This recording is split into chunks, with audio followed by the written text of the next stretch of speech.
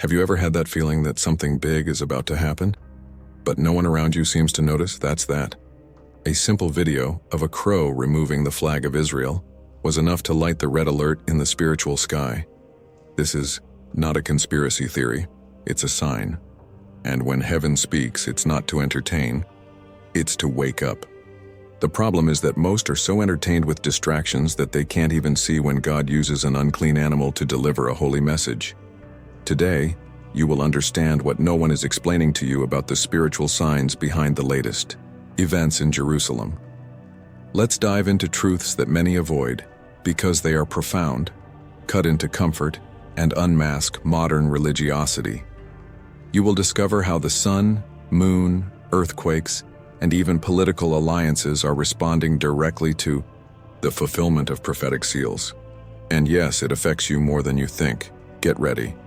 Because once you hear that message, you'll never look at the sky the same way again. And if you think all this is an exaggeration, perhaps it is precisely with you that the Holy Spirit wants to speak. Now keep your heart open and your ears open, because today you're going to hear things that until now have been hidden between the heavenly portals and the subtleties of Scripture. Some signs do not scream, they only whisper, and those who have spiritual eyes know how to recognize it.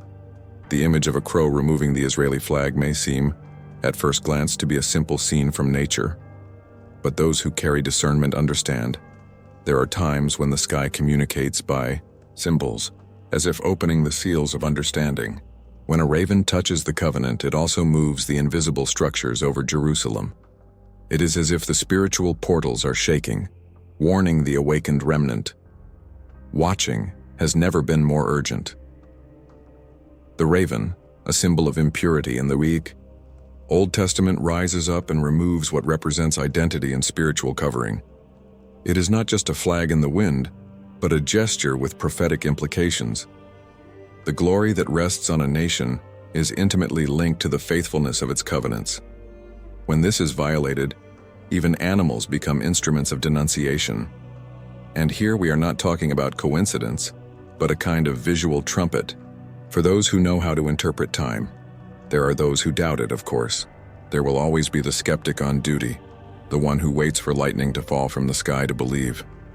But those who walk with their spirit aligned with the sky know that God uses improbable means to speak, even a raven. The same animal that fed Elijah in the wilderness now appears removing something sacred. The question is not whether it was by chance, but why now, and why there, in that context. It's the kind of scene that requires more than observation. It requires prophetic discernment. And when protection seems to be withdrawn, what comes next? Now, the Antichrist never enters the scene without a breach, a spiritual vacuum. The symbolic removal of the covering may signal an invisible preparation for larger moves, perhaps even an activation of long-sealed prophetic seals. What if that gesture was a trumpet in disguise, blowing on the natural world?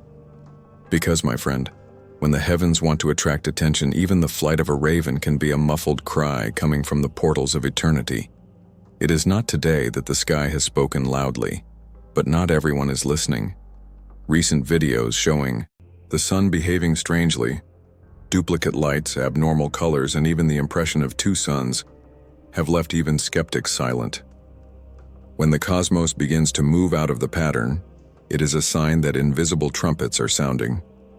In Luke 21:25, Jesus had already warned, "There will be signs in the sun, and in the moon, and in the stars." And when he speaks in signs, it is not to adorn the sky. It is to wake up those who sleep. These phenomena are not just astronomical curiosities. They are spiritual summons for those who know how to watch. Imagine the sun, which rules the times and seasons, behaving as if something is interfering with its natural order. This already points to the rupture of a cycle and perhaps the preparation for the opening of new portals. Malachi 4:2 says, "But for you who fear my name will the Sun of Righteousness rise." In other words, there is a sun that comes from above that transcends the physical, and the phenomena may be announcing this movement. Now, if there are two suns in the heavens, are there also two kingdoms vying for visibility? Light always represents glory, and duplicity can be a prophetic echo of the spiritual conflicts that precede the reign of the Antichrist. Revelation 6:12 describes the sixth seal accurately. The sun became black as sackcloth of horsehair. It is as if the heavens are screaming that something is about to be revealed or removed. And when the firmament itself is contorted, it is not a time for distraction but for alignment with the inner temple. Given this, the question is, what do these manifestations say about the spiritual state of the earth? Perhaps the same sky that once stood still for Joshua is now moving to denounce humanity. The Book of Enoch, while non-canonical, echoes something intriguing. The sun and moon would testify against men in the last days. This connects with Romans 1:20. For the invisible attributes of God, they have been clearly seen since the creation of the world. In other words, even creation gets tired of so much sin and begins to deliver its silent denunciation. It's as if the sky is sending warnings in fire codes. With each solar flare, we see the Middle East tremble, conflicts ignite like gunpowder in the desert. You can no longer say that it is just a coincidence. Isaiah 13:10 already prophesied that the sun will be darkened at rising and the moon will not cause its light to shine, signaling spiritual upheavals that precede judgments. When the glory of the sun is disturbed, it is because seals are being touched in another dimension. Solar flares don't just affect the atmosphere. They have a direct impact on the Earth's magnetic field, even destabilizing communications. And why precisely at these moments do political explosions arise in Jerusalem and its surroundings? It is as if the portals between the heavens and the earth are temporarily vulnerable. Revelation 8:12 gives us a glimpse of this. The third part of the sun was struck. Heaven is involved, yes, but few realize it. The Middle East is not only the scene of earthly wars, it is the epicenter where spiritual alliances intersect, where the Antichrist will try to make his final covenants. When the sun spits flames and then bombs fall on hallowed ground, there's more than geopolitics at stake. Trumpets being blown in the unseen backstage. Ezekiel 38 itself already alludes to a coalition against Israel, and every sign in heaven seems to push the prophetic clock a little further. What if this is all a warm-up for something bigger? A previous sign, such as the rehearsals of a play before the big premiere? Psalm 19:1 reminds us, "The heavens declare the glory of God, and the firmament showeth the work of his hands." When even the sun behaves strangely, it's time to watch. Those who are remnant understand. The sky does not tremble for nothing. Something great is approaching the temple. And what comes next can change the axis of the world. Most just watch the sun rise and set, not realizing that it may be saying much more than it seems. According to the Book of Enoch, one of the most impactful works outside the canon, there will be a time when the sun and moon will not only be stars, but witnesses against men. This echoes Romans 8:22. We know that the whole creation groans and endures distress until now. Creation is tired of corruption. The gates of heaven are moving and the seals of judgment are approaching. In Genesis 1:14, God says that the sun and moon were created for signs and for appointed times. If they were signs from the beginning, why would they not be now? When humanity exchanges the glory of the Creator for idols and vanities, even the firmament reacts. The full moon over Jerusalem has been increasingly abnormal, red, opaque, almost like a silent denunciation. The very spiritual temple that is in each one of us feels the weight of this collective degeneration. It's not just celestial poetry. There is prophetic mathematics behind these movements. The eclipse that passes through Israel, the reversal in lunar cycles, and even the Hebrew calendars align with trumpets that announce judgments. Revelation 6:13 states, "The stars of heaven have fallen to the earth, as when a fig tree casts its green figs from itself." When the heavens are stirring, it is not a mere astronomical spectacle. It is the kingdom speaking to the earth. And if the sun and moon are really witnessing, what would they say about this generation? What would they say about the modern church, which has abandoned the altar and embraced entertainment? Were they witnesses of negligence? Or are they begging the Creator to activate the remnant? Watching, therefore, becomes more than a choice. It is a necessity. Because the next time we look up at the sky, perhaps we are facing a sentence and not a spectacle. When even the earth shakes under Jerusalem, it is a sign that something profound is about to be revealed. Geologists have been warning of an active seismic fault just under the Temple Mount, and that, for those who know the scriptures, is much more than a geological hazard. Zechariah 14:4 speaks of an earthquake that will open the way for the coming of the Lord, splitting the mountain in two. Not just any bunch. It is there that glory has already dwelt, where spiritual portals have been opened, and where the Antichrist also covets to tread. It is curious how science sometimes confirms what the Bible has been saying for millennia. The underground movement may be the harbinger of a spiritual rupture, perhaps even the exact moment for the revelation of the Ark of the Covenant, kept silent for centuries. Imagine this, a fault in the rock making way for an artifact that represents God's own presence among men. Exodus 25:22 reminds us that it is there, between the two cherubim, that God met with his people.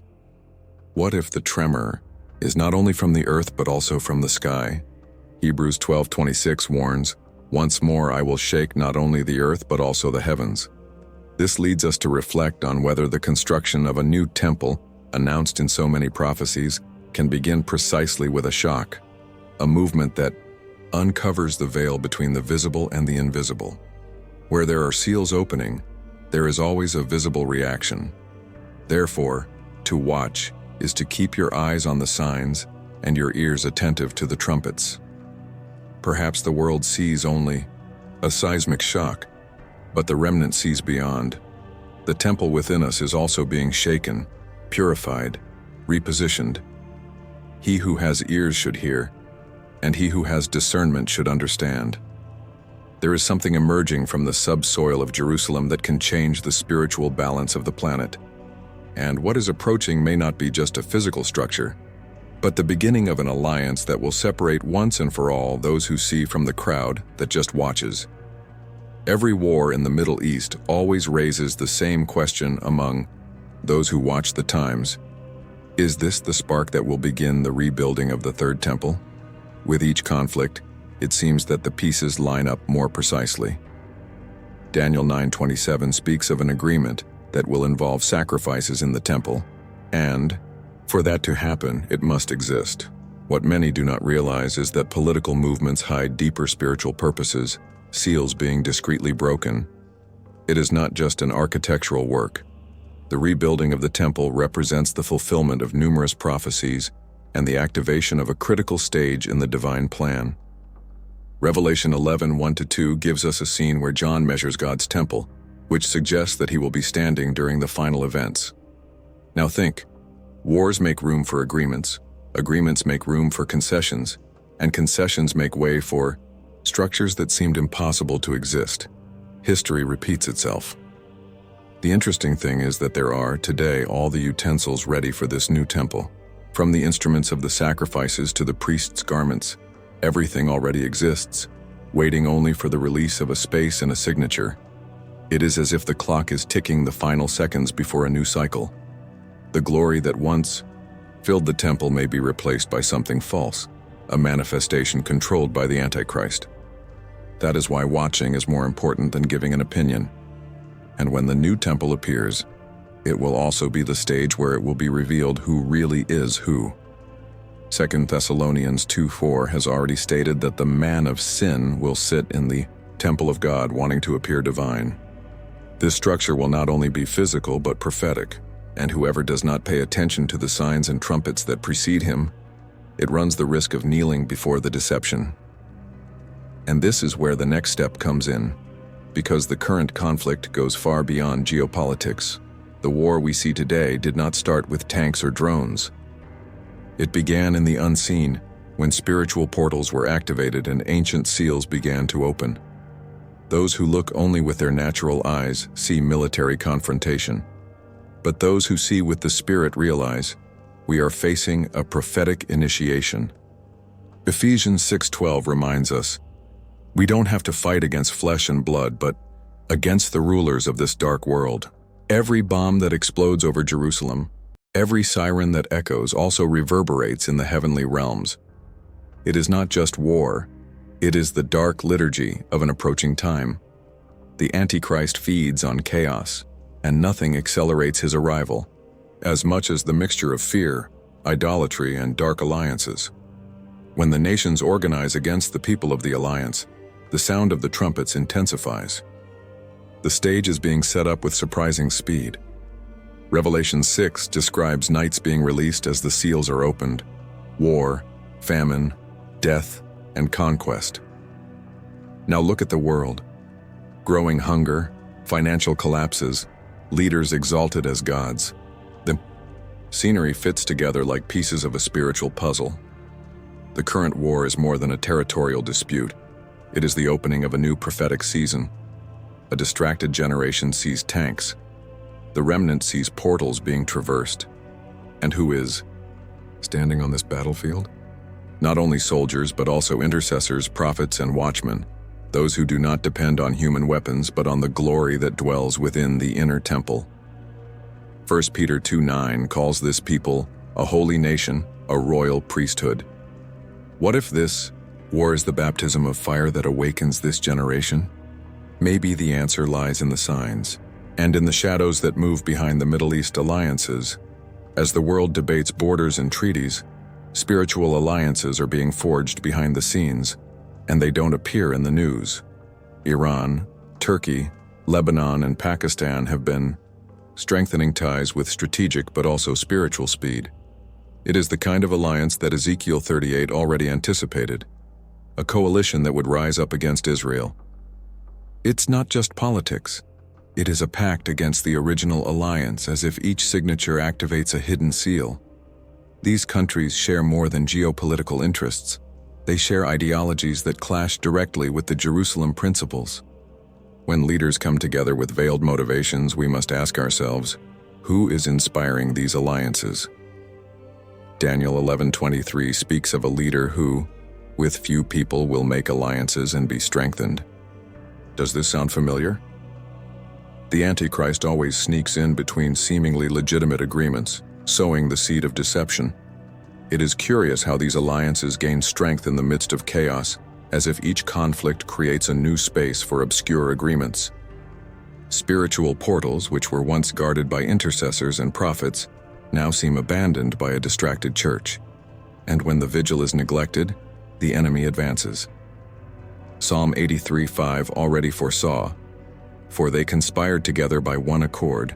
They have made a covenant against you." Nothing is new under the sun. It just repeats itself with new masks. And maybe these alliances are more than alliances. Perhaps they are calls for spiritual warfare disguised as military strategy. The remnant must discern time, keep the flame burning in the inner temple, and realize that these connections between nations are like silent trumpets calling for the final confrontation. Because when the enemy joins forces, it is a sign that something great and glorious is about to be revealed. The greatest war is not on the battlefields, but on the modern altars. Many temples today look like theaters: lights, smoke, applause, but little presence. Glory was replaced by performance. Revelation 3:1 echoes as a warning, "You have a name that you live and you are dead." The church, which is supposed to be a portal between heaven and earth, is becoming a stage of distractions. And meanwhile, the seals continue to be opened in the spirit world. The problem is not innovation. The problem is the replacement of the sacred by the superficial. There is no more room for the trumpet that awakens, only for the song that massages the ego. Ezekiel 8 shows the temple being desecrated from within, with practices hidden behind the curtains. Sound familiar? In many places, the covenant was exchanged for likes, and the altar for relevance. And when the church is contaminated, the Antichrist finds space to manifest himself even in the midst of praise. But there is still a remnant, a people who, even in the midst of apostasy, still watch. He still fasts in secret, still cries out for a revival. 2 Chronicles 7:14 stands, "If my people who are called by my name humble themselves and pray, I will heal your land." But this movement begins behind the scenes, not in the pulpits, but in the rooms, on the hills, in the deserts.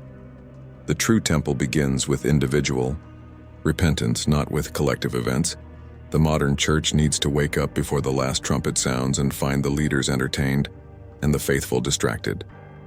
Because while some are concerned with keeping the public, heaven is concerned with keeping the covenant. Portals are being closed in many regions for lack of intercessors. And if the church continues to sleep, who will take on the role of watchman? Maybe the answer is, not on stage, but among the young people who still feel the fire burning in their bones. God never needed crowds to change stories. He always started with a remnant. And now, more than ever, heaven is looking for a prophetic generation. Young people who do not sell out, do not bend, and do not remain silent. Joel 2:28 already prophesied, "Your sons and your daughters will prophesy. They will be the watchmen of the last days, full of glory, raising altars in places where today there is only distraction, and where many see a lost youth. God sees warriors being trained in secret." This generation is not necessarily in the pulpits, but in the universities, in the rooms, on the streets, with headphones and eyes burning inside. They are those who are not impressed by stages, but by portals opened. By prayer, they have a thirst for the covenant, a hunger for holiness, and the courage to confront the cultural antichrist who infiltrates the media, the schools, the systems. Jeremiah 1:7-8 shows that God calls young people without expecting them to be ready. He empowers them as they obey. And when this generation awakens, hell trembles, because they preach not only with words but with life. They are living trumpets, activating atmospheres in the places they pass through. They do not make alliances with the system. They carry the essence of the temple wherever they go. They are full of discernment and know that while the world is intoxicated with chaos, heaven is seeking willing hearts. Psalm 24:6 describes them. "This is the generation of those seeking your face, O God of Jacob." They may not be at the big events, but they are fasting in secret. They are dreaming of a glory that does not fit into the structures of religion. They are preparing the way for the return of the King. And all this has not started now. Began when the Spirit breathed on the dry bones and said, "Arise." This prophetic generation is already moving, and those who have ears to hear will understand that this is only the beginning of what is to come. And now, after all this, what are you going to do with this knowledge? Are you going to pretend you didn't see the signs? Will it continue to treat as normal what heaven is already denouncing as urgent? Do you realize that the seals are opening, that the portals are moving, that war goes beyond the tanks? The time for playing religion is over. It is time to watch, to position oneself, to separate oneself as a remnant. Are you willing to be part of the prophetic generation that does not bow down to the system? Or will it remain asleep, waiting for the world to improve on its own? The truth is that the signs are already in the air, the trumpets are sounding, and the next chapters do not. Wait for those who hesitate. The choice is before you. Go renew your covenant with God, or will you watch the prophecy fulfilled outside the temple? If this message touched your spirit in any way, comment below. I am awake. I want to know if there is still an army awake. And of course, if you want to continue receiving words like this, profound, prophetic, and out of the box, subscribe to the channel now, activate the bell, and share this video with someone who needs to get out of spiritual dormancy.